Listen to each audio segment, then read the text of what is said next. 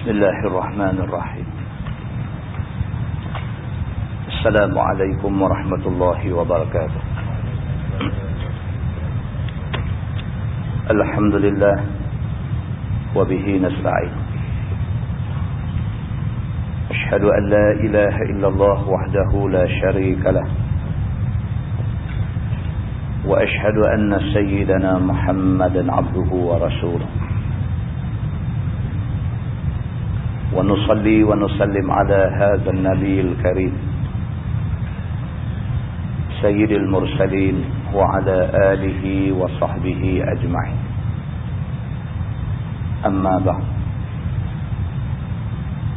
أيها المؤمنون اتقوا الله، أوصيكم وإياي بتقوى الله، فقد فاز المتقون. Muslimin dan muslimat, mudah-mudahan dirahmati Allah Subhanahu wa taala. Di dalam sebuah hadis riwayat daripada Abi Burdah radhiyallahu anhu, kata dia, waji'a Abu Musa al-Ash'ari radhiyallahu anhu fa ghushiya alayhi wa ra'suhu fi hijri imra'atin min ahlihi fa aqbalat tasihu birannah falam yastati' an yarudda 'alayha shay'an falamma afaq qala ana bari'un mimman bari'a minhu Rasulullah sallallahu alaihi wasallam. Inna Rasulullah sallallahu alaihi wasallam bari'a min as-sadiqah wal hadiqah wasyaqah, atau kama qala muttafaqun alaih. Seorang sahabat yang bernama Abu Burdah radhiyallahu anhu berkata, kata dia, seorang sahabat Nabi yang bernama Abu Musa al-Ash'ari radhiyallahu anhu sakit. Fa ghushiya alaih, sakit sampai pengsan, tak sedar diri. Wa ra'suhu fi hijri imra'atin min ahlihi, masa dia sakit sampai pengsan tu, kepala dia duduk atas pangkuan isteri dia. Sakit kuat, isteri dia reba kepala dia. Fa aqbalat tasihu birannah, maka isteri dia pun mulalah, bila suami sakit ni, mula teriak, mula meratus-ratus, duk merepek macam-macam. Suami sakit, duk nampak nak hilang dahan tempat bergantung. Duk nampak kalau mati laki ni dia susah. Maka sambil dia duk reba kepala suami dia, Abu Musa al-Ash'ari ni, sambil duk reba kepala suami dia, sambillah dia ni duk meratus-ratus, mulut duk cakap macam-macam. Falam yastati' an yarudda 'alayha shay'an, tetapi Abu Musa al-Ash'ari dalam keadaan tak sedar diri, telinga ni dengar tak dengar. Telinga ni dengar tak dengar bunyi suara isteri duk meratus ni. Oleh kerana terlampau sakit terlampau kuat, jadi telinga ni dengar tak dengar bunyi isteri duk meratus. Maka dia tak mampu, falam yastati' an yarudda 'alayha shay'an, tak mampu dia ni nak larang isteri dia daripada duduk meratus-ratus ni. Sakit kuat, jadi nak larang isteri daripada duduk meratus ni tak larang lah, terlampau sakit.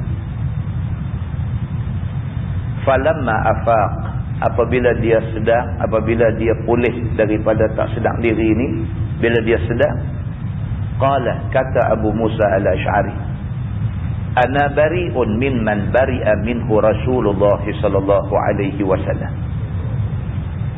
Kata dia, aku bersih diri, aku berlepas diri, aku berlepas tangan, aku tak bertanggungjawab atas satu benda yang kamu buat yang Nabi pun tidak bertanggungjawab atas perbuatan ni. Kata dia, inna Rasulullah sallallahu alaihi wasallam bari'a minas saliqah wal haliqah wasyaqah. Kata dia, sesungguhnya Nabi sallallahu alaihi wasallam berlepas tangan daripada orang yang as-saliqah, yang suka teriak merata-rata bila ditimpa musibah. Bila anak aksiden ke, bila suami sakit ke, bila apa ke, bila dengar ni merata, Allah habislah, lepas ni kita siapa nak tolong kita lah, habislah kita ni. Ini dia panggil as-saliqah dalam bahasa Arab. Nabi SAW berlepas tangan. Nabi tidak bertanggungjawab atas perbuatan yang macam ni. Maknanya Nabi kata, aku tidak pernah ajak umat aku buat macam ni. Kalau buat, hampa berdosa, hampa tanggung. Nabi kata. Wal haliqah, dan cukur kepala. Maksud hadis ni ialah Imam An-Nawawi rahimahullahu ta'ala menjelaskan. Dia kata maksud hadis ni ialah perbuatan protes. Tuhan timpakan satu musibah kat dia sebagai nak tunjuk kata dia protes apa yang Tuhan kena kat dia, cukup kepala. Nak tunjuk kata, tunjuk perasaan. Gitu maksud dia. Nak tunjuk kata tak boleh terima takdir Tuhan yang kena kat dia ni, cukup kepala. Ini amalan jahiliah dulu. Bila Allah timpakan apa-apa musibah dekat dia, dia nak tunjuk kata dia tak suka dengan musibah yang menimpa dia tu, dia tunjuk dalam bentuk memprotes apa yang Tuhan kenakan kat dia dengan cukup kepala. Mana-mana orang yang buat benda yang macam ni dengan tujuan, dengan niat nak protes Tuhan, Nabi SAW lepas tangan daripada orang yang macam ni. Nabi kata, aku tidak pernah ajak umat aku buat macam tu. Siapa buat, itu bukan daripada ajaran aku. Kalau dia berdosa, dia tanggung dengan Tuhan. Wasyaqah, dan juga orang yang apabila ditimpa musibah, dia robek-robek, dia cari-carikan poket dan baju dia sendiri.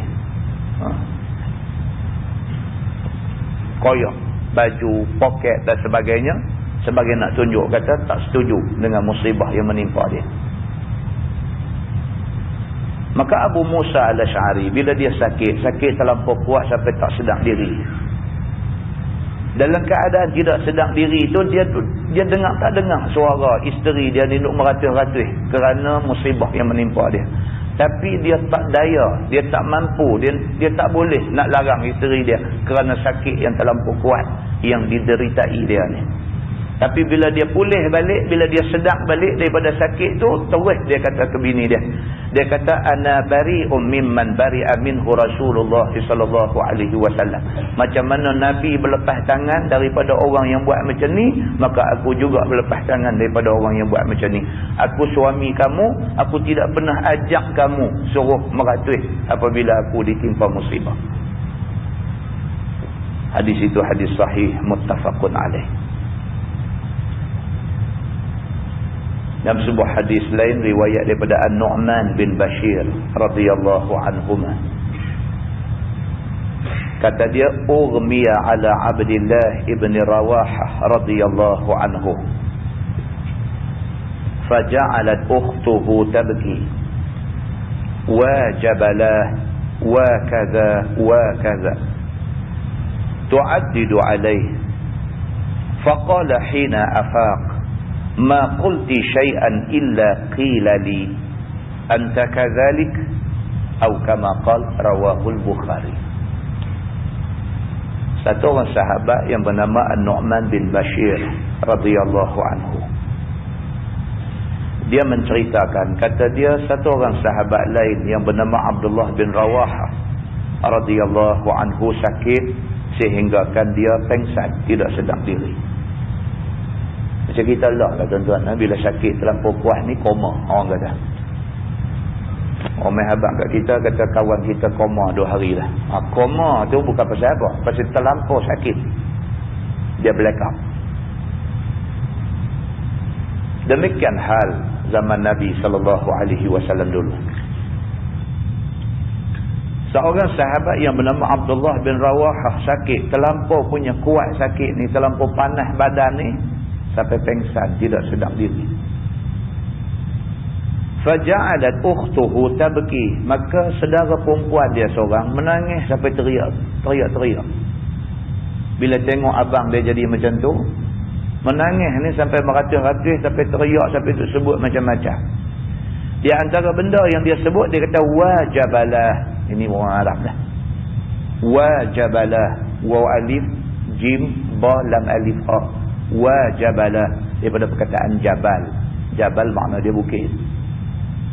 Orang Arab ni bila dia terlampau sangat menanggung derita, dia kata wajabalah. Wajabalah ni maksudnya beratnya penderitaan yang aku tanggung ni macam bukit. Begitu.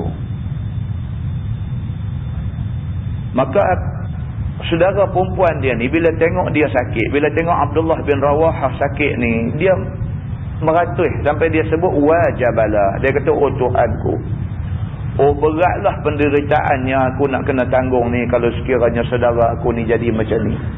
Wa kaza ceritalah tu, sebut macam-macam di mulut ni. Kalau matilah dia ni susahlah kami, kalau tak ada dia ni apalah nak jadi kat kami, macam-macam dia meratus. Tu'addidu alaih, berulang-ulang kali dia sebut benda tu, macam-macam benda dia sebut. Dia karang habis kebaikan abang dia, kebaikan adik dia ni, dia karang habis. Kalau dia ni ada, kami adalah tempat berteduh. Kalau dia ni ada, adalah makanan kami. Kalau dia ni tak ada, kami susah dan sebagainya. Faqala hina afaq, apabila Abdullah bin Rawahah sembuh daripada sakit dia, qala, maka kata Abdullah bin Rawahah, ma qulti syai'an illa qila li anta kadzalik. Dia kata, hang tahu tak masa aku sakit hang duk sebut macam-macam tu, hang duk sebut macam-macam, meratus macam-macam tu, tiap-tiap kali hang sebut dekat aku tu, aku dengar satu suara duk bunyi dekat aku. Suara tu kata anta kadzalik. Betul ke hang macam yang dia ni duk sebut ni? Suara siapa? Wallahu a'lam. Tak ke suara malaikat, tak ke suara siapa. Bila saudara perempuan dia ni kata bila mati dia ni kami susahlah, dia ni hak dalam keadaan tak sedang diri ni dengar bunyi satu suara, dia kata kat dia, anta kadzalik, betul ke hang macam yang saudara perempuan hang duk kata ni? Betul ke? Betul ke? Dia kata lemah dia. Dia duk dengar suara tu, duk tanya dia. Hadis itu hadis sahih riwayat Al-Bukhari. Di dalam sebuah hadis riwayat daripada Umar bin Al-Khattab radhiyallahu anhu, kata dia, qala an-nabi sallallahu alaihi wasallam, al-mayyit yu'azzabu fi qabrihi bima niha alaihi, wa fi riwayah ma niha alaihi, atau kama qala muttafaqun alaihi. Umar bin Al-Khattab radhiyallahu anhu, sahabat Nabi, dia meriwayatkan satu hadis daripada Nabi sallallahu alaihi wasallam. Kata Nabi, al-mayyit yu'azzabu fi qabrihi bima niha alaihi. Mayat diazab di dalam kubur dia kerana tangisan keras yang terbit daripada orang-orang yang menangisi kematian dia. Hadis itu hadis sahih muttafaqun alaih. Sepakat ulama mengatakan itu hadis sahih. Kita mati, bini kita teriak meraung, anak kita teriak meraung, kita kena azab dalam kubur. Imam An-Nawawi rahimahullahu ta'ala menjelaskan, kata dia, yang dimaksudkan dengan kena azab mayat itu ialah kalau sekiranya mayat itu tidak ajak keluarga dia semasa dia hidup, maka dia kena azab. Dia tak pernah ajak bini dia. Dia kata, kalau aku mati, hang jangan duk buat teriak macam orang jahiliah, macam orang tak mengaji agama. Aku nak pesan awal-awal dekat. Dia tak ajak anak-anak dia. Dia tak kata ke anak-anak dia, kalau apa-apa jadi ke ayah, kalau ayah mati ke apakah, hampa jangan duk buat teriak macam orang lupa diri. Dia tak pernah ajak anak isteri dia. Maka apabila dia mati, anak isteri dia teriak Macam mana orang jahiliah teriak meratapi kematian zaman jahiliah, maka kerana itu dia diazab di dalam kubur. Hadis itu hadis sahih muttafaqun alaih. Muslimin dan muslimat yang dirahmati Allah sekalian. Di dalam sebuah hadis riwayat daripada Ibni Umar radhiyallahu anhuma, kata dia, ishtaka Sa'd bin Ubadah radhiyallahu anhu syakwa, فأتاه رسول الله صلى الله عليه وسلم يعوده مع عبد الرحمن بن عوف وسعد بن أبي وقاص وعبد الله بن مسعود رضي الله عنهم. فلما دخل عليه وجده في غشية فقال النبي صلى الله عليه وسلم أقضى؟ قالوا لا يا رسول الله. فبكى رسول الله صلى الله عليه وسلم. فلما رأى القوم بكاء النبي صلى الله عليه وسلم بكوا. قال النبي صلى الله عليه وسلم ألا تسمعون إن الله لا يعذب بدمع العين ولا بحزن القلب ولكن يعذب بهذا. وأشار إلى لسانه أو يرحم أو كما قال متفق عليه.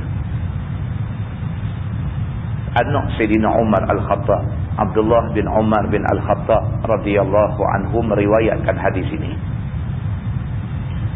Kata dia, seorang sahabat Nabi yang bernama Sa'ad bin Ubadah radhiyallahu anhu sakit kuat. Sa'ad bin Ubadah, sahabat Nabi, dia sakit kuat. Maka Nabi SAW menziarahi dia. Bila wahabah ke Nabi, ya Rasulullah, Sa'ad bin Ubadah, sahabat kamu sakit. Nabi pergi ziarah Sa'ad bin Ubadah ini di rumah dia. Nabi pergi bersama dengan Abdul Rahman bin Auf, bersama dengan Sa'ad bin Abi Waqqas, bersama dengan Abdullah bin Mas'ud radhiyallahu anhu. Nabi pergi dengan 3 orang sahabat ni. Falamma dakhala alaih, bila Nabi masuk dalam rumah Sa'ad bin Ubadah yang sakit ni, wajadahu fi ghashiyah. Nabi mendapati dia dalam keadaan koma, tak sedar diri. Nabi sampai, masa Nabi sampai di rumah dia ni, dia dalam keadaan tak sedar diri dah. Teruk sangat dah sakit dia. Faqala Nabi sallallahu alaihi wasallam, aqada? Nabi tanya kepada sahabat ada ni. Nabi kata, mati dah ke dia ni? Nabi tanya pada sahabat ada di rumah dia ni. Nabi bisik tanya. Nabi kata, aqada? Mati dah ke Sa'ad bin Ubadah ni? Jawab sahabat, la ya Rasulullah. Dia berkata dia tak mati lagi. Fabaka Rasulullah sallallahu alaihi wasallam. Nabi menangis. Nabi menangis. Menangis maksudnya tak bunyi suara. Menangis, air mata terbit keluar. Falamma ra'al qaum buka'an Nabi sallallahu alaihi wasallam bakau. Sahabat-sahabat ni bila tengok Nabi menangis, mereka pun menangis. Kemudiannya Nabi sallallahu alaihi wasallam bersabda, Nabi kata, ala tasma'un inna Allah la yu'azzibu bidama'il ain wala bihuznil qalb. Nabi kata, hamba tidak pernah dengar ke? Sesungguhnya Allah Subhanahu wa taala tidak akan azab manusia kerana air mata yang mengalir. Allah tidak akan azab manusia semata-mata kerana hatinya sedih.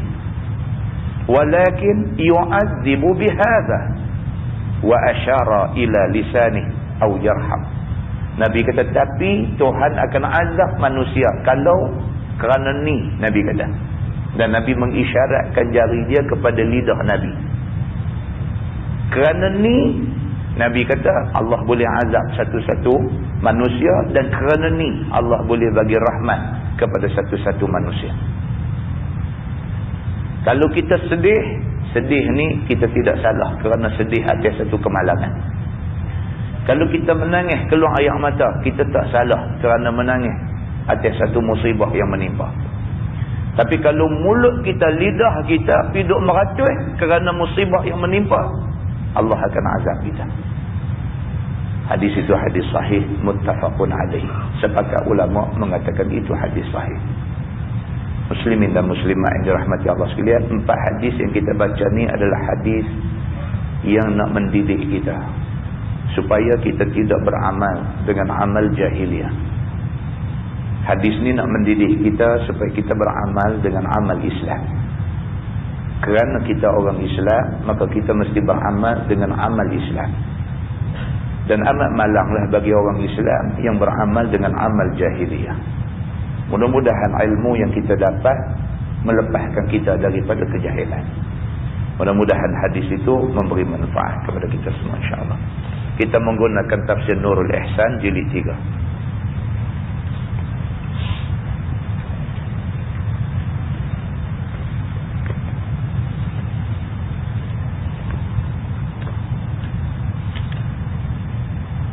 Muka surat 127. Okay. Muka surat 127. Kita masih lagi membaca tafsir suratul Nur, surah An-Nur. A'udzubillahi minasyaitanir rajim. Qul lil mu'minina yaghuddu min absarihim. Kata olehmu wahai Muhammad bagi segala orang mukmin laki-laki, pejam mereka itu daripada segala mata mereka itu daripada pandang yang tidak halal. Ini ayat yang kita nak baca malam ni. Ini ayat sangat popular. Ini ayat sangat popular. Ayat ini adalah ayat adab. Allah Subhanahu wa ta'ala memerintahkan supaya orang Islam ni jadi umat yang beradab. Maka Allah berfirman dalam ayat ni, qul, katakanlah wahai Muhammad, lil mu'minin, kepada orang laki-laki yang beriman, yaghuddu min absarihim, tundukkan, bukan maksud pejamlah, yaghuddu maksudnya tundukkan pandangan mata kamu daripada melihat benda-benda yang tidak patut kamu lihat. Itu maksudnya. Wa yahfazu furujahum, dan peliharalah mereka itu akan segala faraj mereka itu daripada yang tidak halal. Allah Subhanahu wa ta'ala memerintahkan supaya kita pelihara kehormatan diri, supaya kita kenal hak mana halal, hak mana haram, hak mana isteri kita, hak mana isteri orang. Allah Subhanahu wa ta'ala suruh supaya kita kenal benda-benda yang baik-baik ni semua, dan kenal hak mana benda yang tidak baik. Boleh beza antara baik dengan tidak baik. Zalika azka lahum, bermula yang demikian itu lebih baik bagi mereka itu. Maksudnya kita kalau boleh pelihara benda ni, mata tak dibiarkan tengok sebarang benda, kehormatan diri dipelihara. Kalau kita boleh jaga benda ni, zalika azka lahum, bermula yang demikian itu, itulah yang lebih baik bagi kita semua. Innallaha khabirum bima yasna'un, bahwasanya Allah Ta'ala itu Tuhan yang amat ketahui dengan barang yang mereka itu kerjakan. Tuhan tahu apa yang kita buat. Muslimin dan muslimat yang dirahmati Allah sekalian, mata punca lah. 3 tempat dah bulan ni kita baca, dia sentuh pasal mata ni. 3 tempat dah. Mata dia menjadi punca.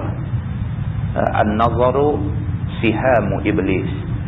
Nabi kata pandangan mata itu ialah anak panah iblis. Daripada mata dia jadi macam-macam benda. Kerana mata boleh jadi 1001 kemungkinan yang kita tak pernah sangka.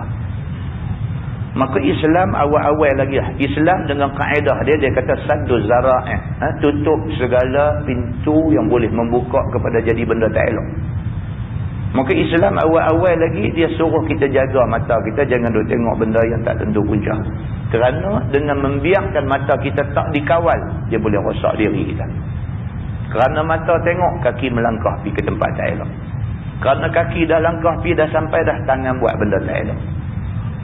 Dah kaki langkah pergi, dah tangan mula duk buat dah. Akhirnya Nabi SAW kata, kemaluan kamu membenarkan benda itu. Akhirnya kita terjebak dalam zina.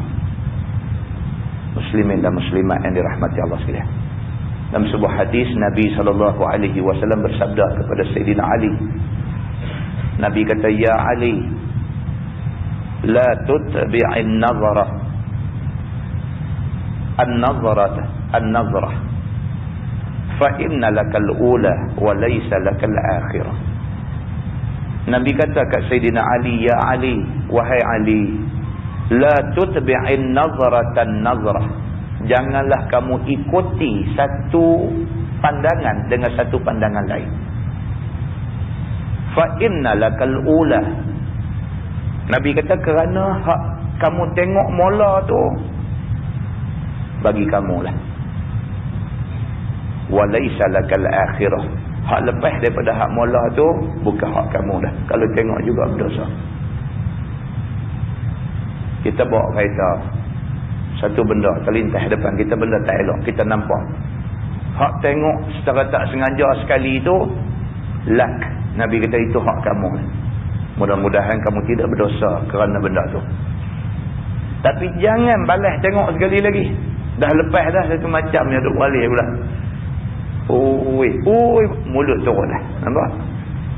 Yang ni lah yang Nabi kata an-nazaru sihamu iblis. Hak mula tu kita tertengok tu, kita ada buat kereta ni nak buat lagu mana, macam-macam ada dalam masyarakat lah ni. Macam-macam. Pakaian ni serba macam. Orang miskin banyak lah ni. Hebat orang miskin. Buat baju tak boleh buat baju labuh, tak boleh buat baju elok, buat baju singkat-singkat, buat baju nampak pusat, buat orang miskin. Banyak orang miskin lah ni. Jadi bila kita bawa kereta ni, nampak pokok miskin ni. Jadi hak tengok kali mula tu, Nabi kata lak, itu bagi kamu. Jangan diikuti dengan pandangan kedua. Balik pula tengok, Cina ke Hindu? Kenunnya nak memastikan. Tak ada satu faedah yang pasti. Kalau dia Cina pun hang tak ada apa. Kalau dia Hindu pun hang tak ada apa. Kalau dia Melayu pun hang tak ada apa. Hang balas tengok sekali lagi, itu tak ada maaf dah. Itu jadi dosa dekat kamu. Nabi SAW pesan dekat Sayyidina Ali macam tu. Muslimin dan muslimat yang dirahmati Allah sekalian. Dalam sebuah hadis lain, riwayat daripada Abu Umamah radhiyallahu anhu, kata dia Nabi SAW bersabda. Nabi kata, "Ukfuluni bisittin akful lakum bil jannah. Iza haddatha ahadukum fala yakzib. Wa iza u'tumina fala yakhun. Wa iza wa'ada fala yukhlif. Wa ghuddu absarakum. Wa kuffu aydiyakum. Wahfazu furujakum." Nabi SAW bersabda, Nabi kata, "Ukfululi bisitin." Nabi kata, bagi jaminan kepada aku tentang 6 perkara ini. Nabi suruh sahabat-sahabat dia janji, bagi jaminan dekat Nabi, dia pernah jaga 6 benda ni. Nabi kata, bagi jaminan kepada aku yang kamu nak jaga 6 benda ni. Akful lakum bil jannah. Hampa janji hampa nak jaga 6 benda ni, aku janji syurga untuk hampa. Rasuah ke kalau dia janji syurga gini? Tak. Kalau rasuah, Nabi buat rasuah. Nabi kata ke sahabat macam tu, Nabi kata bagi jaminan dekat aku hampa nak jaga 6 benda ni. Kalau hampa bagi jaminan nak jaga 6 benda ni, akful lakum bil jannah. Aku jamin syurga untuk kamu. Yang pertama, iza haddatha ahadukum fala yakzib. Nabi kata yang pertama, aku minta tolong dekat hampa, kalau bercakap jangan bohong. Nabi kata aku minta tolong dekat hampa, kalau bercakap jangan bohong. Pagi tadi ada satu kawan di Johor telefon saya kat office. Dia kata, "Ustaz, ni ada satu cerita ni." Dia kata, "Ni heboh ni di Johor ni." Saya kata, "Cerita apa?" Ada satu orang, dia kata dia ni duk kerja di pejabat welfare, pejabat kebajikan. dia telah gelapkan duit welfare ni. Dia kata. Saya tahu apa jadi kat dia kata. Saya tak tahulah, entah tak abang lagi. Dia kata ni yang heboh ni, dia kata. Rumah dia duduk ustaz. Hilang, dia kata. Tinggal dia aja duduk tidur atas katil. Saya kata, ya kan dia merepek. Kata, la ilaha illallah. Saya pergi tengok dah. Dia kata, saya pergi tengok dah. Dia sedang tinggal dia dengan katil je. Rumah tak ada. Dia kata. Saya kata dia sukarlah saya nak percaya benda ni. Kecuali kalau saya pergi tengok. Dia kata. Saya tengok dah ustaz. Dia kata, sungguh. Dia kata. Ni yang terkini, dia kata jiran sebelah menyebelah rumah dia pindah rumah tu takut rumah dia hilang sama. Tapi sahabat kita yang telefon ni, dia memang selalu telefon saya. Dia ni bukan jenis orang merapu ni, dia jenis orang straightforward, jenis orang tak melawak ni, jenis orang cakap serius. Dia telefon, dia beritahu benda tu. Tapi sampai kesudahlah saya kata kat dia, saya tak percayalah. Kan? Wallahu a'lam lah kan. Kalau betul kira apa Tuhan nak tunjuk dah. Kalau Tuhan mau tunjuk lagu tu kepada semua orang yang menggelapkan duit, cantik. Kan cantik. Siapa gelapkan duit secara tidak betul, secara tak benar, hilang rumah. Kan? Lagu bangkit-bangkit, tengok lagu tinggal dia macam duduk atas rakit lagu tu aja. Saya ingat selamat semua duit dalam dunia ni. Kalau ni kita aku takut kan tengok orang bagi amanah suruh jaga PPRT. Projek apa ni rakyat termiskin apa semua ni. Sebat sampai berjuta-juta. Bertambah miskin lah orang miskin. Pasal duit tu dia dah divert pergi ke lain. Kan? Muslimin dan muslimat yang dirahmati Allah sekalian. Nak buat macam mana masyarakat kita lah ni? Sama ada kita mengaku ke kita tak mengaku, keadaan masyarakat kita lah ni tenang tuan-tuan, tenang. Kan? Ni hak di kepala batas ni. Allahu akbar. Kesian dekat mak pak. Masuk pergi kedai mamak, nak curi duit, terserempak dengan tuan punya kedai dengan pembantu dia, dibunuhnya. Mati seorang, hak seorang lagi dia perkelang badan. Budak sekolah tingkatan 3 buat kerja macam tu. Kesian lah. Tak tahulah kes belum dibicarakan, tak tahulah kan. Tapi kalau betul lah, kalau betul budak tu yang buat benda tu tuan-tuan, pasal apa yang budak tu boleh sampai terdorong pergi buat macam tu? Adakah semata-mata kerana nak curi duit, nak pergi tengok lawan bola? Ataupun takut tuan-tuan, takut. Apa yang menyebabkan dia terdorong pergi buat benda macam tu? Dan lebih menakutkan lagi mak pak ni. Mak pak kepada budak yang berkenaan ni tak boleh tidur tuan-tuan. Anak Allahu akbar, macam tak percaya anak dia buat macam tu. Kalau betul anak dia buat macam tu, Allah kesianlah dekat ibu bapa ni. Tenang tuan-tuan, masalah cukup tenang. Surah abang hari ni buka Allah jenayah saja.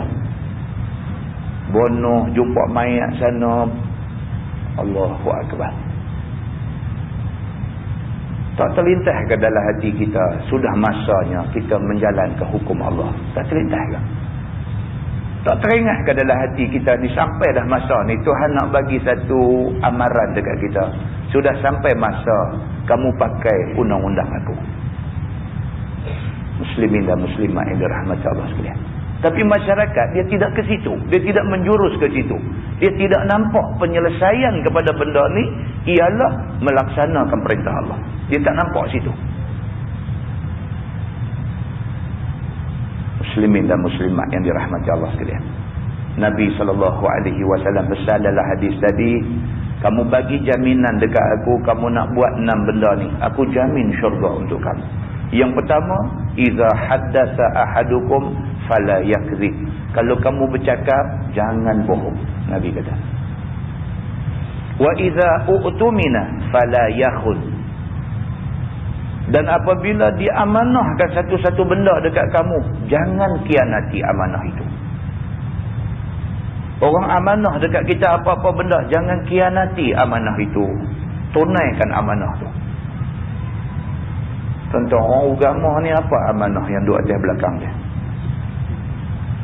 Amanah yang besar ialah menyampaikan kebenaran. Bercakap benar. Cakap benar ni apa? Tuhan kata al-haqqu min rabbikum. Kebenaran daripada Tuhan kamu. Hak mai pada Tuhan apa dia? Quran dengan hadis Nabi. Sebagai orang agama, bercakap mesti berlandaskan Quran dan hadis Nabi. Tidak boleh ada kepentingan lain. Bercakap berdasarkan Quran dan hadis Nabi. Dalam apa keadaan, dalam apa suasana, dalam apa sekalipun, Quran dan hadis Nabi yang kita cakap. Muslimin dan muslimat yang dirahmati Allah sekalian, jangan bohong dan jangan mengkhianati amanah yang Allah bagi ke kita. Dalam konteks kita mak bapa, anak-anak amanah. Jangan khianati amanah itu. Didik anak-anak cara agama. Wa idza wa'ada fala yukhlif. Yang ketiga, Nabi kata apabila kamu berjanji, jangan mukir janji. Bila kamu dah janji, tunai janji. Yang keempat, wa ghuddu absarakum. Tundukkanlah pandangan mata kamu. Yang keempat, pastikan mata kamu jaga, kamu pelihara.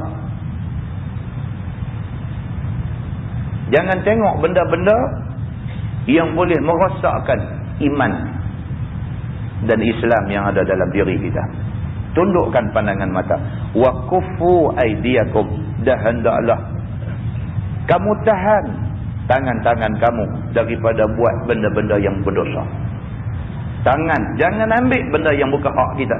Jangan ambil. Tahan tangan kita daripada ambil. Mana ada orang tak teringin dengan harta, tuan-tuan? Tapi kalau bukan hak kita, teringin macam mana pun tahan tangan. Jangan ambil, itu bukan hak kita. Wahfazu furujahum. Dan peliharalah kemaluan kamu. Yakni jangan berzina. Nabi kata kamu boleh bagi jaminan dekat aku, kamu jaga 6 benda ni, aku jamin kamu dapat syurga. Muslimin dan muslimat yang dirahmati Allah sekalian.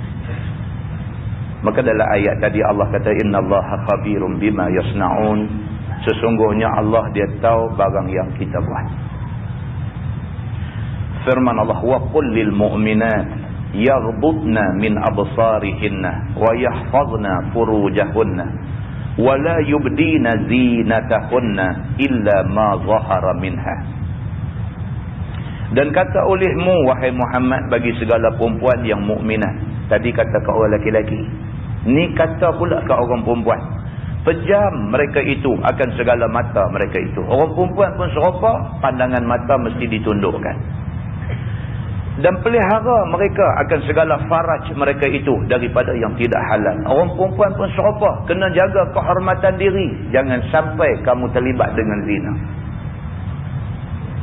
Dan jangan menzahir mereka itu akan perhiasan mereka itu, melainkan barang yang zahir daripadanya, iaitu muka dan 2 tapak tangan. Maka muka dan 2 tapak tangan itu harus pandangnya bagi laki-laki ajnabi. Itu pun jika tiada takut fitnah. Tetapi yang muktamad ialah haram. Dia kata. Itu dia. Kepada orang perempuan, Allah Subhanahu Wa Taala suruh Nabi pesan 2 benda ni juga. Yang pertama, suruh orang perempuan ni tunduk pandangan mata. Yang kedua, suruh orang perempuan pelihara maruah dan kehormatan diri. Jangan berzina. Ditambah lagi kepada orang perempuan satu lagi, janganlah sekali-kali orang perempuan ni duk tayang perhiasan yang ada pada diri dia. Dalam tafsir yang besar-besar lagi, dalam tafsir Qurtubi, dalam Ibnu Katsir, dalam tafsir Al-Jalalain, dalam tafsir-tafsir yang besar-besar lagi, dia hurai ni, apa dia yang kata perhiasan orang perempuan ni. Maka dia kata perhiasan orang perempuan ni dua.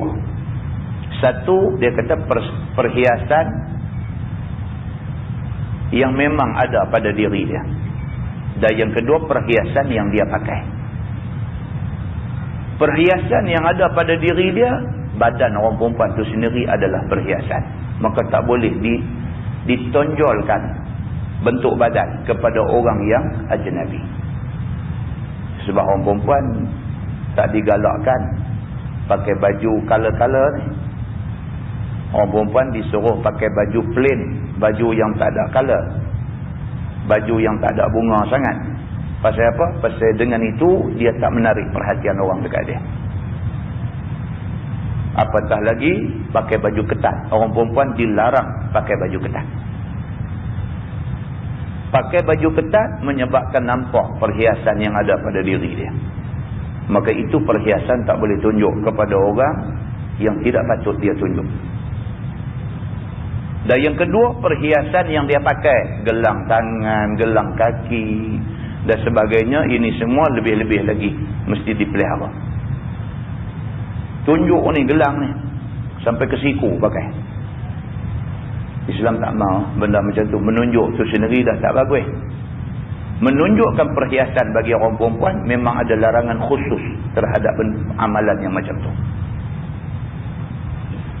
Baik, kata dia wal yadribna bi khumurihinna ala juyubihinna. Dan hendaklah tutup mereka itu, yakni orang-orang perempuan itu, dengan tudung kepala mereka itu atas leher baju mereka itu, yakni kepala dan tengkuk dan dada mereka itu. Ini ayat perintah suruh tutup aurat pakai tudung, yang tudung tu mesti sampai melabuhi tutup dada. Siapa pergi kata tak ada dalam Quran perintah suruh pakai tudung? Ini ayat tu ada terang-terang kata wal yadribna bi khumurihinna ala juyubihinna. Dah hendaklah perintah tu. Perintah dah hendaklah orang-orang perempuan ni pakai tudung yang menutup kepala sampai melabuhi dada dia.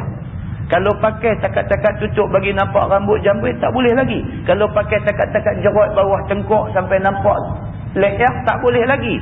Sebab apa? Sebab Quran terang detail nampak mesti pakai tudung tu wal yadribna bi khumurihinna ala juyubihinna. Juyub bermakna sudur dalam bahasa Arab. Juyub bermakna sudur, makna dia dada. Tudung mestilah melabuhi sampai tutup dada. Mana boleh orang kata tak ada dalam Quran, tak ada apa suruh pakai tudung ni, maka kita tak perlu pakai. Lepas tu pergi duk cakap depan orang pula kata Islam tidak mengukur seseorang itu dari segi pakaian dia. Islam tengok dalam ni, dia kata. Apa pula? Tak betul itu. Cakap macam tu tak betul. Sebaliknya Islam suruh benda ni. Sabit daripada ayat Quran. Nah, malam ni kita jumpa ayat ni. Muslimin dan muslimat yang dirahmati Allah sekalian.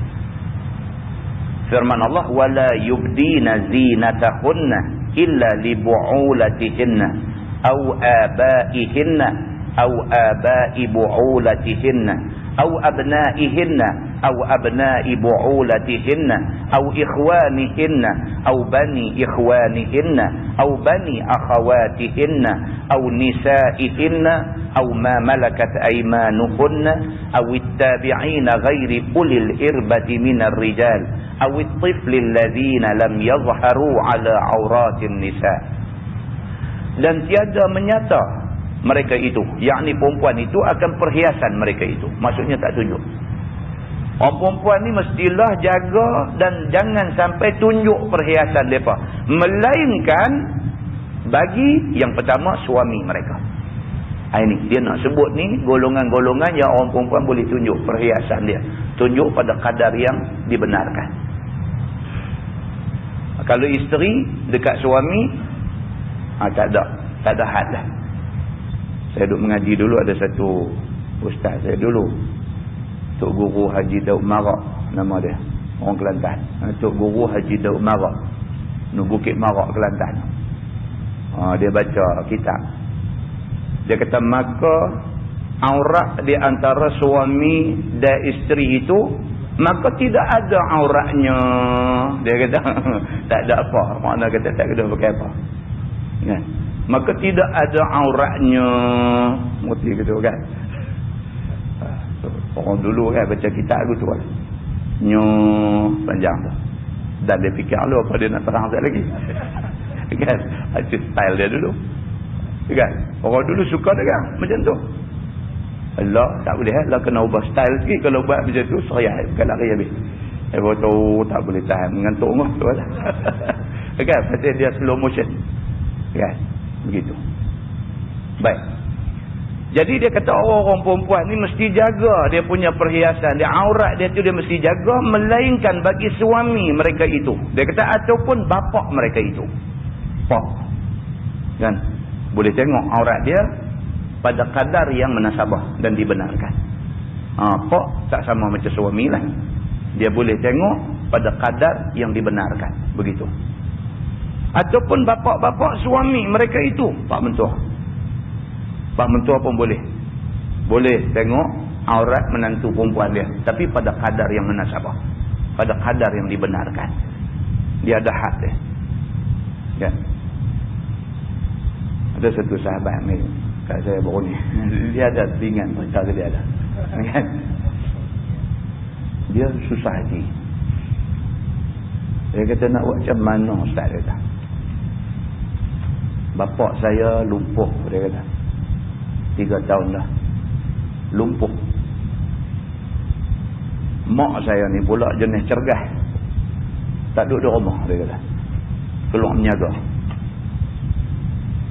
Jadi hak duk sama dengan mak bapak saya ni, dia kata abang saya dengan Kak Ipang lah. Jadi masalah lah Ustaz. Saya duk fikir lama dah sakit kepala. Tak tahu nak selesai macam mana. Dia kata. Jadi pak lumpuh, pak duduk di rumah. Pak duduk di rumah dengan Kak Ipang. Dia kata. Mak keluar menyaga. Yang abang saya pun kerja. Dia kata jadi tinggal mereka 2 orang di rumah. Jadi pak ni lumpuh. Jadi kakak Ipang ni kena duk jaga lah. Pak mentua lumpuh dah tak ada siapa nak jaga. Dia duk kena jaga. Allah. Dia kata saya balik baru ni. Dia kata kakak Ipang saya habangkan isteri saya. Papa dia bawa pergi pancung ke apa ke semua. Dia ambil kesempatan. Bila Kak Ipang saya papa dia bawa pergi bilik ayam dia buat tak senonoh Ustaz. Saya malas lah nak cerita lebih-lebih dia buat tu. Tapi sangat tak senonoh lah dia kata. Jadi yang Kak Ipang ni serba salah. Dia tak angkat orang tua tu. Sekali dia murah kencing di tempat tidur tu lagi karut. Dia tak angkat tak kena. Dia angkat orang tua ni dia buat lagu tu kat dia. Dia nak abang kat lelaki dia. Kok sekali jadi salah faham suami dia. Pergi jadi mengamuk. Suami pula panas baran. Jadi dia duk menanggung benda tu. Dia tak suka. Tapi tak boleh. Tak tahu nak habang kat siapa. Baru ni dia habang kat isteri saya. Dia kata. Bila habang kat isteri saya habang kat saya. Bila habang kat saya susah lah. Dia kata saya nak buat macam mana. Dia kata. Duk fikir. Tak nampak jawapan. Saya pun serupa tu jugalah. Kalau saya nak pergi tegur pak saya ni lumpuh tu saya ubah. Tapi berangin ni ya Allah puting beliau. Saya nak pergi cakap benda ni ke mak saya pun tak kena. Saya nak cakap ke abang saya lagi tak kena. Saya gimana Ustaz? Saya jadi susah macam ni. Dia kata. Dia main abang kat kita. Saya pun kata kat dia. You abang kat saya pun susah juga. Saya lagi tak boleh buat apa. Kalau you yang terdekat dengan tu pun tak boleh buat apa. Saya nak buat lagu mana? Cuma saya boleh kata lagu ni lah. Saya kata senang lah. Pasal bukan saya yang menanggung masalah tu. Bagi saya benda ni mesti bagi tahu. Dan yang paling cantik bagi tahu dekat mak tu sendiri. Bagi tahu kat mak tu saya pergi menjaga apa, mak jaga apa di rumah ni. Tu lah yang saya nampak. Cara nak selesai pun lain tak tahu. Dah.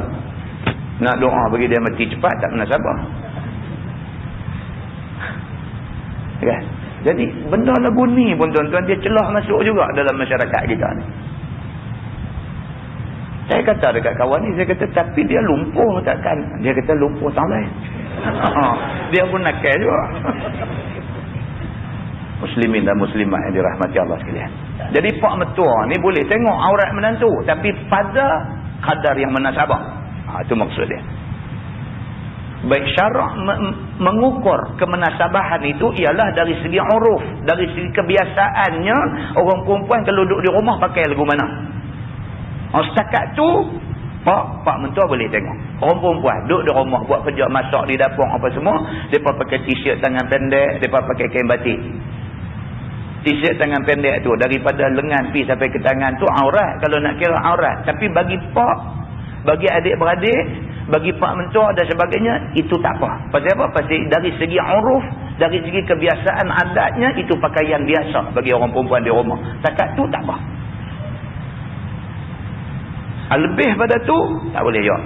Tak boleh juga. Walaupun dari segi syaraknya dia kata jaga daripada pusat sampai lutut.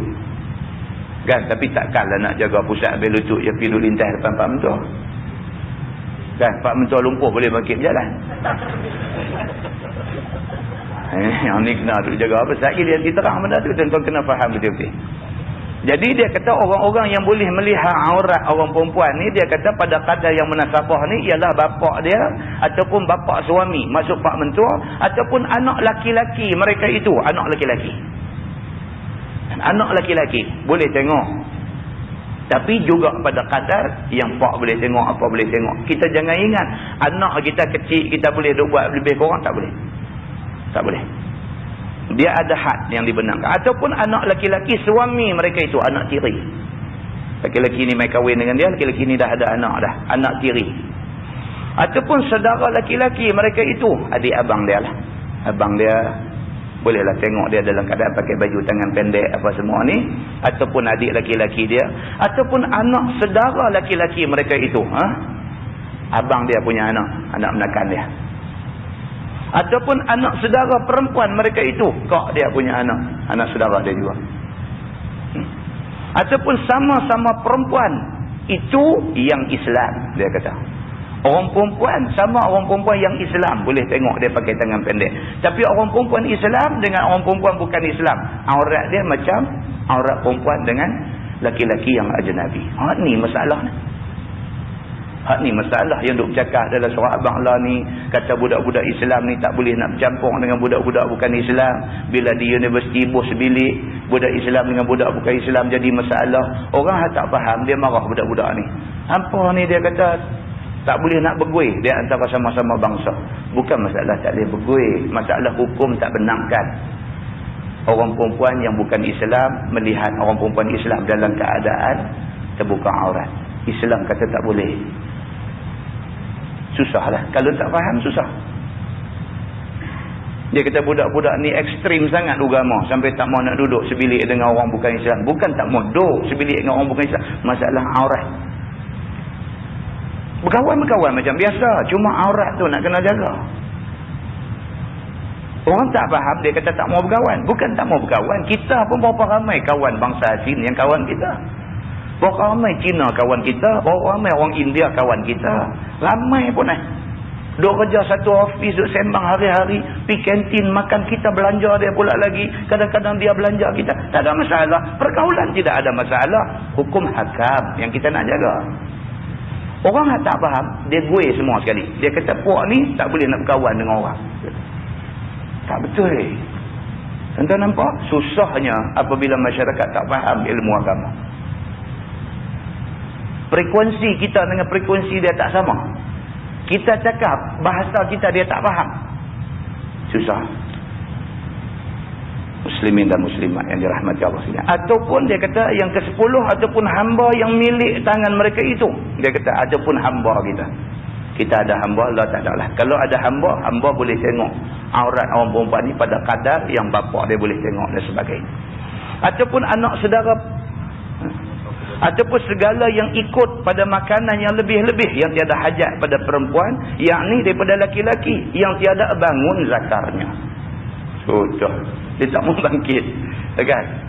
Pelayan dulu, tuan-tuan, dululah masyarakat dulu. Bila dia ambil orang laki-laki, dia beli di market, macam cerita 3 Abdul kan, dia beli di market dulu sungguh. Itu yang P. Ramlee buat filem tu pun berdasarkan dulu lah. Dulu hamba tawanan perang ni jual di market. Kalau nampak badan syendor jual mahal sikit. Kalau nampak lain sikit harga murah sikit. Dia lugu tu. Kalau nampak ambil, bukan dia nak tolong kerja kat kita, kita duk tolong bagi makan ubat kat dia, yang ni dia bagi free saja. Dulunya macam tu. Maka dulu kalau beli hamba di pasar ni, beli hamba di market ni, mereka nanti buat apa? Mereka nanti kasihkan hamba ni. Kasih. Dia buat bagi hilang nafsu laki-laki ni. Maka jadilah dia ni laki-laki yang tiada bangun zakarnya. Hak jenis geng macam ni, orang perempuan bolehlah pakai pada kadar yang bapak dia boleh tengok tadi. Depan mereka ni boleh pakai t-shirt tangan pendek ke apa, boleh pakai, dia tak boleh buat apa. Dia lagu tu. Ataupun kanak-kanak yang kedua belah dia kata, ataupun kanak-kanak yang tiada zahir memandang atas aurat perempuan bagi jima kerana belum ada keinginan. Ataupun budak-budak tak erti apa pasal seks ni, dia tak erti apa lagi. Boleh pakai baju yang kadar yang boleh dilihat oleh bapa tadi. Maka harus bagi perempuan menzahirkan perhiasannya, yakni yang lain daripada antara pusat dan lutut bagi yang mereka itu. Dia kata tu, itu kadar minimum pusat dengan lutut. Tapi di sisi syarak dia kata apa? Pada huruf. Perkiraan dia pada huruf. Bukan pusat dengan lutut saja. Pada huruf. Maksudnya apa? Sampai pakai baju lah. Sekongkongnya baju tangan pendek. Begitu. Kalau pusat sampai lutut saja pun selaru juga. Kan piduk pakai tutup pusat dengan lutut je, lintas depan pak mentua. Allah. Akan tak boleh. Tapi dia bubuh di sini kadar minimum. Macam anak-anak kita habis SPM nak minta masuk universiti lah. Baca syarat kemasukan tu, kira boleh minta lah. Boleh minta, tapi tak boleh dapat. Pasal dia ada tahap minimum tu. Minimum requirement tu ada kat dia. Tahap minimum tu lulus 2 mata pelajaran. Dia kata, nampak mudah sangat. Mudah minta, tapi tak dapat. Dia tulis tu syarat minimum. Tapi bila mai masa nak ambil, tinggi syarat dia. Macam tu lah. Ni pun dia letak yang minimumnya tak kat tu. Tapi sebenarnya lebih pada tu lah kena tutup. Pada orang-orang yang disebutkan tadi. Dan harus bagi mereka itu, yakni bagi laki-laki yang tersebut itu, pandang pada perempuan itu yang lain daripada antara pusat dan lutut. Dia kata boleh. Pada kadar biasa tu boleh tengok. Dia kata. Ada juga orang perempuan ni tak faham kan, ada juga balik rumah pak mentua. Dalam rumah tu ada pak mentua dengan mak mentua. Ya, ipak-ipak apa tak ada. Ipak tak boleh. Pasal ipak bukan lapang juga. Ipak tak boleh. Dalam rumah tu dia balik, ada pak mentua dengan mak mentua aja. Lepas tu suami dia, lain tak ada dah. Dia pakai kelumbung sampai tak buka. Dalam rumah tu kelumbung labuh ni pakai sampai tak buka. Jadi sampai pak mentua ni mengaji, dia retilah. Dia pun nak lemah ke. Dia kata kat anak dia, awak bini hang ni, dia kata. Takkan ngaku pun sampai kadang juga.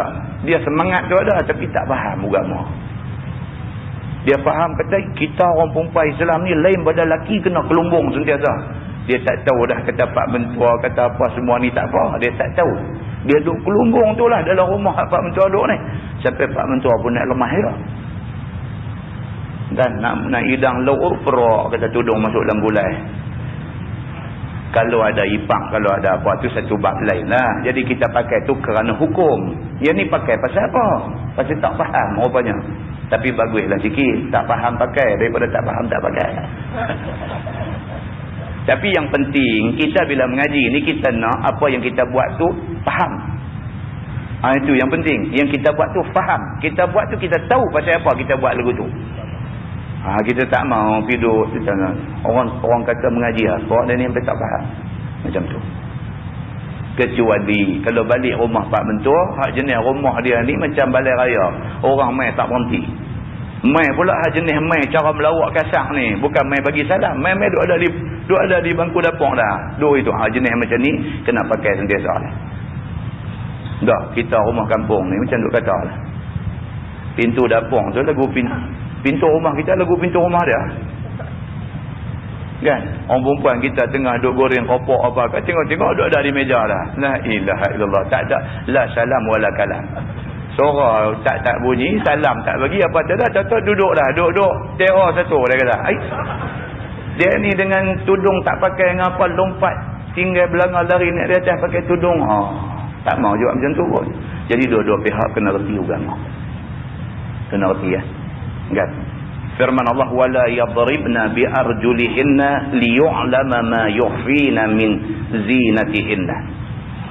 Dan tiada menggertak mereka itu, yakni perempuan, dengan segala kaki mereka itu. Tak hentak kaki. Wala yadribna, yadribna ni dalam bahasa Arab maksud pukul. Dan tidak pukul mereka itu akan kaki mereka itu. Maksudnya orang perempuan ni bila jalan tak usah duduk jalan lagu orang kawat tu. Jalan tu tak mau jalan macam tu. Kerana beri ketahui barang yang tersembunyi pada pakaian kerancung mereka itu kepada laki-laki. Bila pakai gelang kaki ke apa ke, saja jalan nak bagi orang laki-laki dengar kata dia pakai gelang kaki. Oh ni nakai ni. Jenis nakai ni. Kan? Macam saya duduk mengajar di situ tu. Budak-budak besar-besar. Pakai gelang kaki, pakai apa kadang-kadang kan. Kita kena tegur lah. Benda tu kita panggil. Tak boleh pakai ni macam ni kata. Pasal apa? Tak apalah, memang dia pun nak tahu kan. Pasal apa? Kita kata Islam tak bagi ni. Kamu pakai macam ni. Pasal apa? Pasal dalam Quran Tuhan ada sebut. Tak boleh ni pakai benda-benda macam ni. Pasal dia boleh menghasilkan bunyi. Apa lah? Dia angguk lah. Jumpa pula pakai lagi. Kita kata hari tu saya dah tegur dah kamu kan. Dia kata saya buang dah loceng dah. Pasal apa? Pasal dia kata pasal bunyi tak boleh. Jadi bila buang loceng boleh lah. Pula dah kata ni kabut sungguh lah. Tak usah pakai langsung lah kata. Setidak-tidaknya bila kamu duk pakai gelang-gelang macam ni pun menarik perhatian orang juga. Dia jawab apa? Ada kata pakai jam tangan pun tarik perhatian orang juga. Cakap pandai pula budak ni. Susah juga kan mengejar budak pandai ni. Dia cakap pandai. Walaupun kadang-kadang bukan pandai, bodoh yang tu. Tapi nampak tu cakap pandai. Kan? Anak kita pun sopan lah tuan-tuan. Anak kita ada rumah tu. Kita tegur. Ingat dia terima ke apa yang kita tegur tu? Dia bukan dengar-dengar tu. Dia sami'na wa ata'na. Dia dengar. Dia main dengan kita tu. Dia main cilut dengan kita. Begitu. Jadi dalam Quran Tuhan kata tak boleh. Orang perempuan tak boleh jalan hentak-hentak kaki sehingga tahu perhiasan yang dia pakai. Makna dia apa? Makna dia perhiasan tu sendiri tak boleh pakai. Pasal apa? Bila ada perhiasan tu, bila jalan, kok mana apa orang tak? Kan? Budak-budak nakal lagi ni, dia pergi habang pula ke kawan dia. Dia kata, ustaz tu duk perhati kaki orang. Kita jadi jahat pula. Duk tengok kaki dia. Oh, susah macam ni kan? Muslimin dan muslimat yang dirahmati Allah sekalian. Wa tubu ila Allahi jami'a ayyuhal mu'minun la'allakum tuflihun. Dan taubatlah oleh kamu kepada Allah wahai sekalian orang yang mukmin daripada pandang perempuan yang haram dan lainnya. Tuhan suruh bertaubat. Bertaubat daripada tengok orang-orang perempuan yang tak patut kita tengok macam tu. Dia dalam keadaan dedah aurat dan sebagainya, kita duk perhati tengok dan sebagainya, tidak bagus. Mudah-mudahan kamu dapat kemenangan bagi terima taubat. Mudah-mudahan orang yang bertaubat dia dapat kemenangan. Firman Allah, wankihul ayama minkum wassalihin min ibadikum wa imaikum. Sadaqallahu alaihi. Sudah. Itu dia nanti sambung panjang pula. Nanti pergi semuka lebih pula ayat tu. Lepas ni kita akan sambung ayat 32. Wankihul ayama minkum wassalihin min ibadikum wa imaikum. Dan nikahlah oleh kamu akan segala orang yang bujang daripada kamu. Dan segala yang mukmin daripada segala hamba laki-laki kamu dan hamba perempuan kamu. Ini khitab pada wali. Ini pula ayat nak perintahkan kita sebagai wali. Kita bapa ataupun kita datuk. Maka kita disuruh supaya kalau ada anak yang masih bujang, bagi menikah cepat-cepat. Ataupun kita ada cucu, umur nampak dah melewati umur menikah dah, tapi tak menikah lagi. Dia suruh kita sebagai tok wan ni masuk campur, suruh bagi menikah cepat-cepat. Lambat menikah, dia mendedahkan diri kepada banyak fitnah. Lebih cepat menikah, lebih cepat kita selamatkan dia daripada fitnah.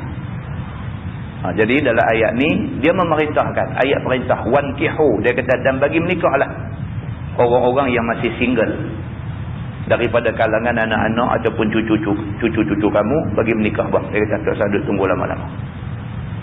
Muslimin dan muslimat yang dirahmati Allah sekalian, lepas ini dia akan bawa perbahasan tentang soal perintah menikah ni pula. Siapa yang perlu menikah cepat, siapa yang wajib kena bagi menikah dan sebagainya, dia akan bincang dalam ayat yang berikutnya insya-Allah. Wallahu a'lam. Daripada Allah yang tak baik itu silap saya, kita tangguh dengan tasbih kafarah dan surah Al-Asr.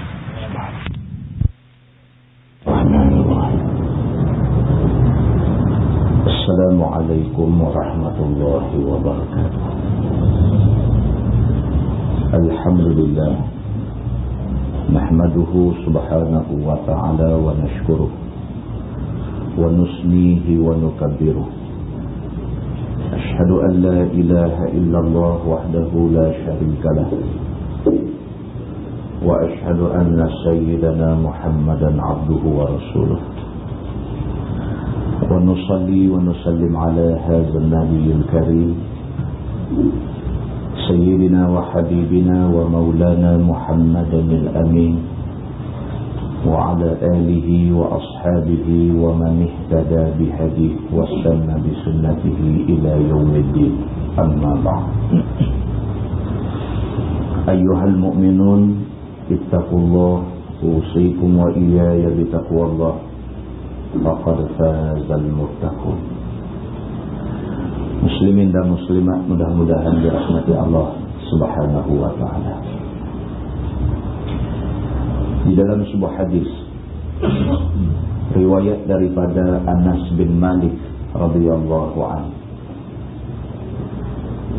kata dia, khadamtu Rasulullah sallallahu alaihi wasallam 10 sinin.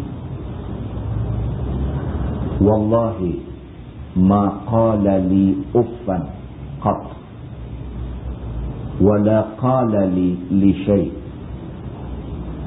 lima fa'alta kadza wa halla fa'alta kadza, atau kama qala, hadis riwayat Imam Muslim.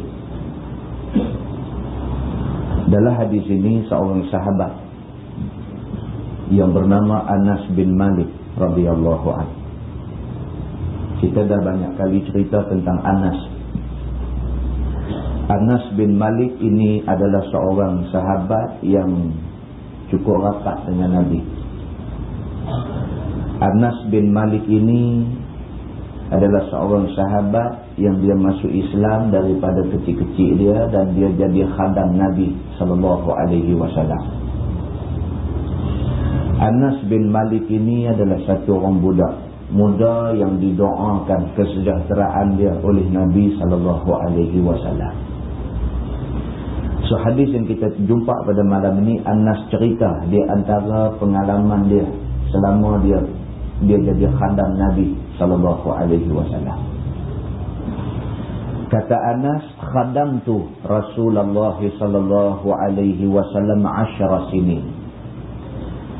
Anas kata, aku jadi khadam Nabi sallallahu alaihi wasallam selama hampir 10 tahun.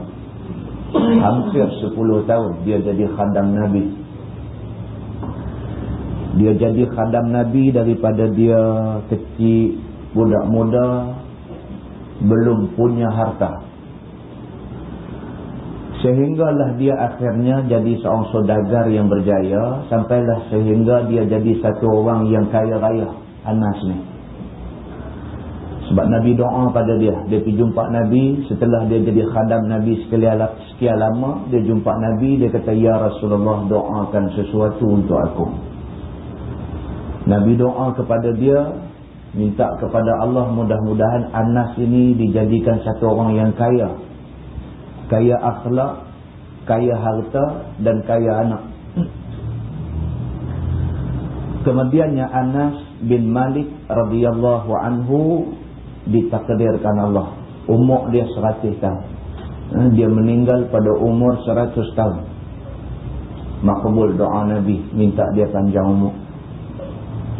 Anas bin Malik ditakdirkan Allah anak ada 99 orang. Boleh buka baca sejarah rawi hadis. Baca kitab sejarah rawi hadis. Dia beritahu di sana Anas bin Malik anak 99 orang. Makbul doa Nabi sallallahu alaihi wasallam, dan Anas bin Malik kemudiannya menjadi seorang saudagar yang kaya raya. Setelah Anas bin Malik jadi kaya, Nabi SAW kata dekat dia, wahai Anas, cukuplah khidmat yang kamu bagi pada aku banyak sangat dah. Nabi kata cukuplah.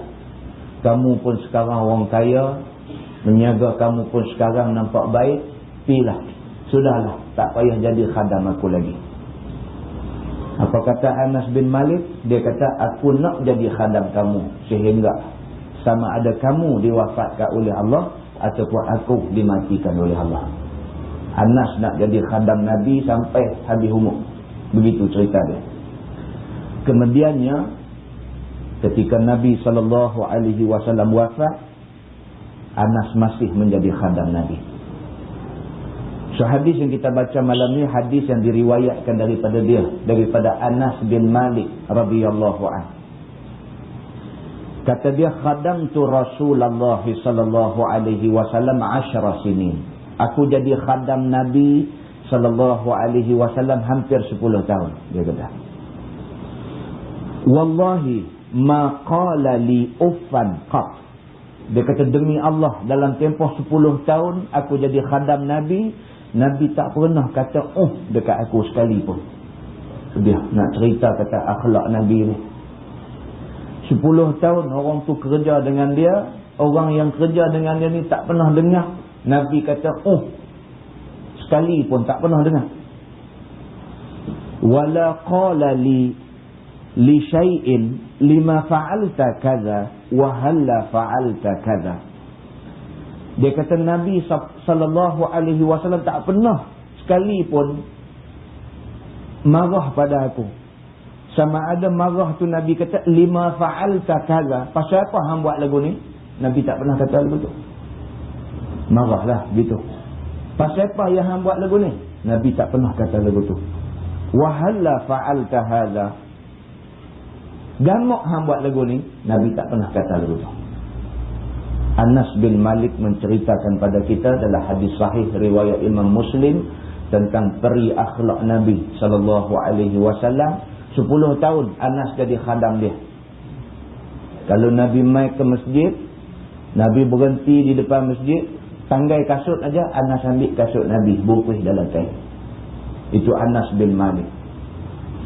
Nabi berhenti di tangga masjid tu, Nabi pecat kasut dia, buka kasut dia, dia cepat-cepat ambil kasut Nabi, bungkus dalam kain, bawa kain khas dah, abang bungkus kasut Nabi, pergi simpan satu tempat.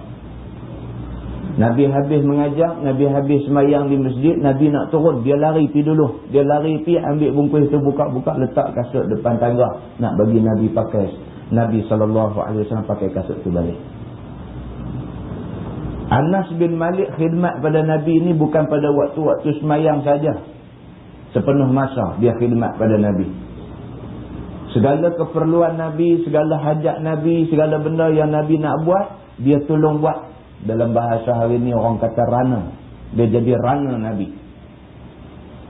Dalam bahasa kasar sikit, dia jadi budak suruhan Nabi. Anas bin Malik.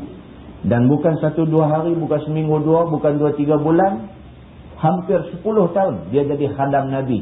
Dalam tempoh 10 tahun dia dekat dengan Nabi, tak pernah sekali telinga dia dengar Nabi kata kat dia tak pernah.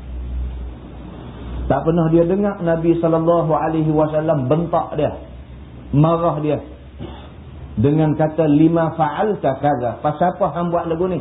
Nabi tak pernah kata lagu tu dekat dia.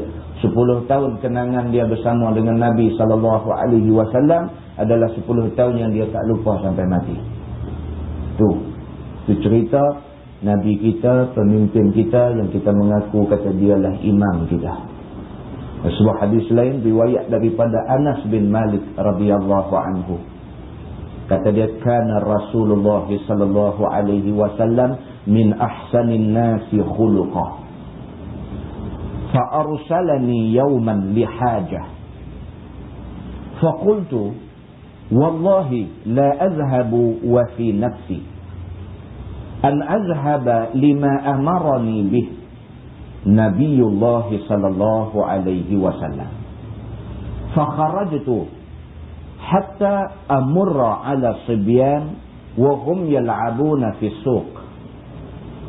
فإذا رسول الله صلى الله عليه وسلم قد قبض بقفايا من ورائي قال فنظرت إليه وهو يضحك فقال النبي صلى الله عليه وسلم يا أنيس أذهبت حيث أمرتك قال قلت نعم أنا أذهب يا رسول الله قال أنس والله لقد خدمته 9 سنين ما علمته قال لشيء صنعته لما فعلت كذا وكذا أو لشيء تركته هلا فعلت كذا وكذا أو كما قال. Hadis sahih riwayat Imam Muslim.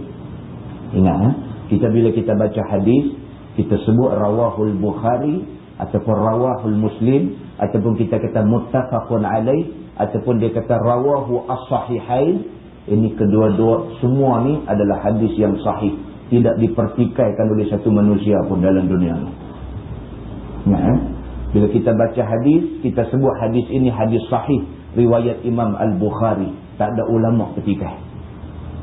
Bila kita kata hadis ini hadis sahih riwayat Imam Muslim, tak ada ulama petikai. Kerana Al-Bukhari dan Muslim ini as-sahihain, dua kitab hadis yang paling sahih. Hadis yang kita baca saat ni riwayat daripada Imam Muslim. Juga menceritakan pengalaman Anas bin Malik radhiyallahu anhu selama dia jadi khadam Nabi. Kata dia, kana Rasulullah sallallahu alaihi wasallam min ahsanin nasi khuluqa. Kata Anas bin Malik, dia kata adalah Nabi sallallahu alaihi wasallam itu adalah manusia yang paling baik akhlaknya. Tak ada lah. Anas kata, dalam umur aku hidup 100 tahun umur aku ni. Anas bin Malik ni umur 100 tahun. 100 tahun aku hidup, aku tak pernah jumpa satu orang manusia yang lebih baik akhlaknya daripada Nabi. Itu kata dia. Fa'arsalani yawman lihajah. Ni dia nak cerita masa zaman dia budak-budak dulu. Dia kecil-kecil, budak-budak lagi dah kerja dengan Nabi. Maka dia kata fa'arsalani yawman lihajah. Pada satu hari Nabi SAW suruh aku pergi buat satu kerja untuk tunaikan hajat Nabi. Nabi suruh Anas pergi satu tempat tolong buat satu benda untuk tolong Nabi. Faqultu, maka kata Anas, wallahi la azhabu wa fi nafsi. Anas kata, demi Allah, selama aku jadi khadam Nabi, aku tak pernah mengutamakan hajat aku daripada hajat Nabi. Itu dia. Anas bin Malik. Dia kata, demi Allah, wallahi la azhabu wa fi nafsi. Demi Allah, selama aku kerja dengan Nabi, selama aku jadi khadam Nabi, aku tak pernah mendahulukan hajat aku daripada hajat Nabi. Kalau aku ada keperluan, Nabi ada keperluan, aku tunaikan keperluan Nabi dulu, baru aku. Hak aku ni secondary, hak Nabi tu priority. Tu yang kata Anas bin Malik ini. Kita kalau buka Sahih Bukhari, Sahih Muslim, banyak sungguh hadis riwayat daripada Anas bin Malik. Banyak sungguh. Baik. Kata dia, an azhaba lima amarani bih Nabiullah sallallahu alaihi wasallam. Dia kata sesungguhnya aku hanya pi untuk buat kerja yang Nabi suruh saja. Walaupun masa tu aku masih budak-budak. Ni bukan cerita aku jadi orang tua ni. Masa aku zaman budak-budak, masa aku kecil, masa aku tak reti apa lagi tu, sejak daripada umur aku macam tu, aku utamakan Nabi dalam segala urusannya. Fa kharajtu hatta amurra ala sibyan wa hum yal'abuna fi suq. Kata Anas bin Malik, Nabi suruh aku pergi ke satu tempat untuk tunaikan hajat Nabi. Maka aku keluar. Fakharajtu, aku pun keluar pergi. Sehinggalah sampai satu tempat, aku nampak sibyan, aku nampak budak-budak, wa hum yal'abuna fi suq. Dia kata aku nampak budak-budak, wa hum yal'abuna fi suq. Budak-budak ni tengah duk main di market, suk, pasar, market. Nabi suruh aku tolong pergi buat kerja untuk dia. Masa aku pergi kerja tu, aku nak balik, aku nampak budak-budak duk main di market, budak-budak duk main di pasar.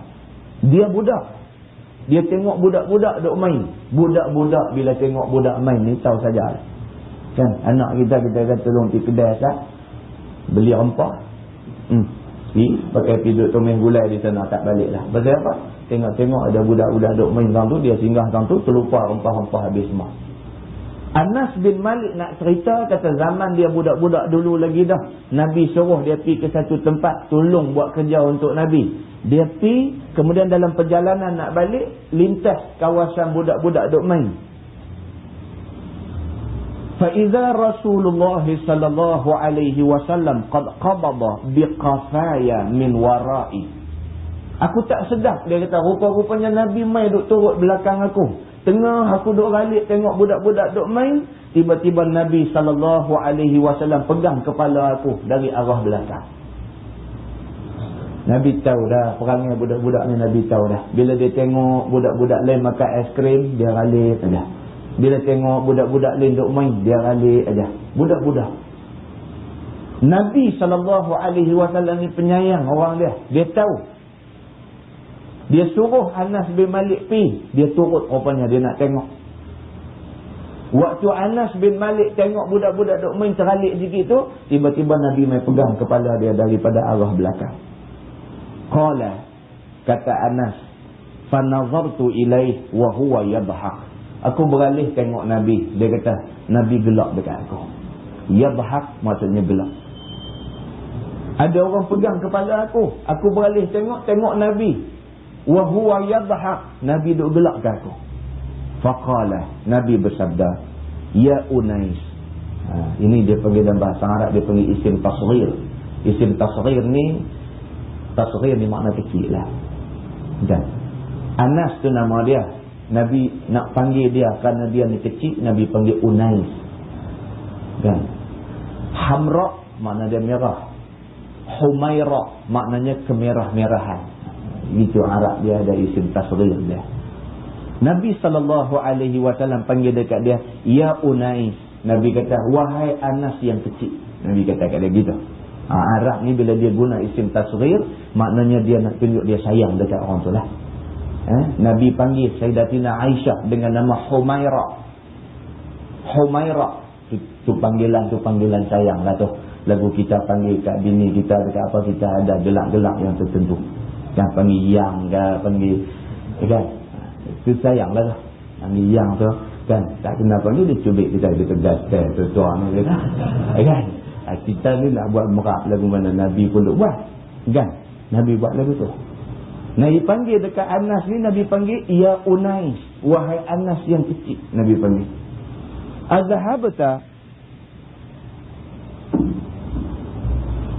Nabi SAW kata, azhabta haisu amartuk. Nabi tanya dia, hampir tak lagi tempat yang aku suruh pergi? Nampak tak? Nabi suruh dia pergi, dia dah pergi dah. Dia dah tunai dah apa hajat Nabi, nak balik. Jumpa orang duk main, teralik tengok budak-budak umur dia duk main.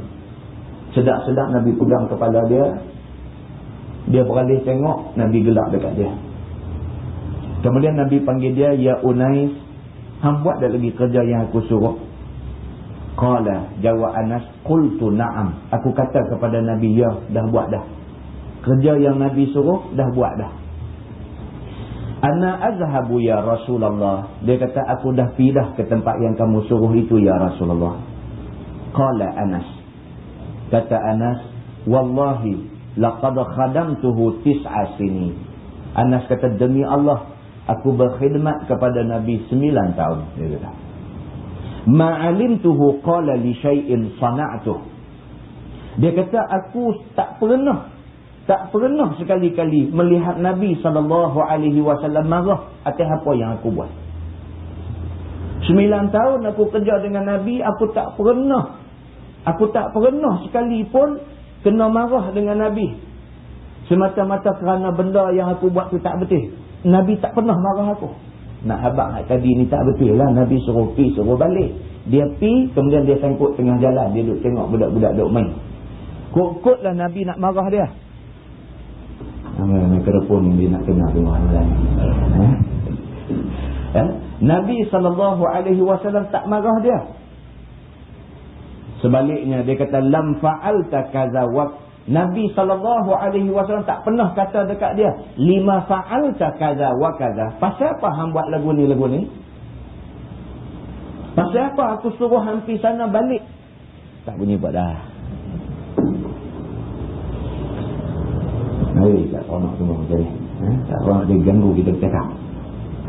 Ataupun dia kata halla fa'alta kaza wa kaza. Ataupun kalau aku lupa, Nabi tak pernah kata dekat aku pasal apa hang tak buat lagu ni. Muslimin dan muslimat yang dirahmati Allah sekalian, hadis ini menunjukkan bahawa Nabi SAW itu adalah satu orang manusia yang cukup kasih sayang dia kepada semua orang yang ada di keliling dia. Dan sebuah hadis lain riwayat daripada Jabir bin Abdullah radhiyallahu anhu. Kata dia, masu'ila Rasulullah sallallahu alaihi wasallam syai'an qat faqala la. Atau kama qala, hadis riwayat Imam Muslim. Jabir bin Abdullah kata dia, tidaklah Nabi sallallahu alaihi wasallam itu diminta sesuatu. Dan Nabi jawab kata tidak ada. Tak pernah orang minta apa pun dekat Nabi, Nabi jawab tak ada. Tak pernah orang minta tolong apa dekat Nabi, Nabi kata tak mau tolong. Tak pernah. Yang kata Nabi SAW ni, sedaya upaya dia cuba untuk memenuhi keperluan orang-orang yang ada di kelilingnya. Dan kita biasa jumpa dalam hadis. Satu hari orang mai ke rumah Nabi, orang miskin mai ke rumah Nabi. Dia kata pada Nabi, ya Rasulullah, aku tak makan banyak hari dah. Keluarga aku pun tak makan banyak hari dah. Sedangkan pada hari itu, di rumah Nabi tak ada apa. Tak ada apa yang boleh bagi. Korma tak ada, gandum tak ada, apa pun tak ada. Bila dah orang ni mai rumah Nabi, habaq kata dia tak makan, anak-anak isteri dia tak makan berapa hari dah. Nabi dengar macam tu, Nabi kata kamu duduk di sini. Nabi keluar daripada rumah dia, pergi pinjam, pergi utang dekat orang lain. Utang atas nama Nabi. Nabi mai bagi dekat orang miskin yang tak makan berapa hari ni. Nabi kata pilah makan. Utang tu Nabi bayar. Pernah pula kita jumpa satu hadis riwayat Imam At-Tirmizi cerita Nabi SAW dekat nak wafat. Dekat nak wafat, pesan dekat isteri dia. Apa pesan dia? Dia kata, apabila aku mati, kamu bawa baju besi aku, baju besi yang duk pakai dalam perang tu. Kamu bawa baju besi aku, pergi bagi dekat Yahudi sekian-sekian. Kerana aku hutang dia dan aku tak sempat bayar. Tolong pergi bagi baju besi dekat dia, tolak duit hutang tu dengan harga baju besi. Nabi SAW begitu sekali keadaan dia. Dia buat tu semua bukan untuk dia, tapi untuk orang-orang lain. Dia sanggup korban semata-mata untuk sahabat-sahabat yang ada di keliling dia. Inilah Nabi Muhammad SAW yang kita bila baca hadis-hadis cerita mengenai dia, kita rasa kita ni jauh lah. Jauh sangatlah daripada nak mencontohi dia. Jauh sangat, sebenar-benarnya jauh sangat daripada nak mencontohi dia. Walau bagaimanapun kita simpan azam dalam diri kita, kita nak contohi dia. Tak boleh banyak sikit, sedaya upaya kita nak cuba untuk mencontohi dia, insyaAllah. Wallahu a'lam.